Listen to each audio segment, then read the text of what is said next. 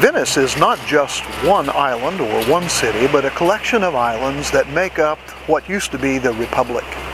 And so when you talk about going to Venice, you can't help but maybe go visit some of the other islands that are off the side of the actual city island of Venice. This, for example, we're on Murano. And here in Murano, famous for the blown glass that for centuries has been known throughout the world.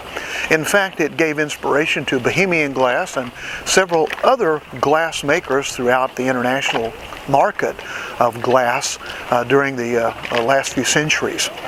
Now here in Murano, one can't help but think that this is a fairy tale city. It's slower paced than even on Venice, and very quiet, and lots of boats. And what's most fascinating about this, the idea of glass and how this all happened. Glass making dates back to even Palestine, and before that Syria and other places in the Levant. However, glassmaking was perfected first here in Venice. Some say that the first glassmakers were walking along the beaches during electrical storms and saw the electricity or the lightning hit the sand, picked up the resulting glass of melted sand, and then that began the trade. They had a very strong guild here in Murano.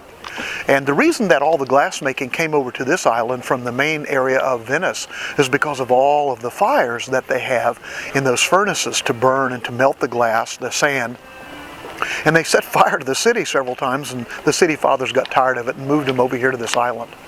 If you do visit this island, you can see all kinds of glass and go to the museum.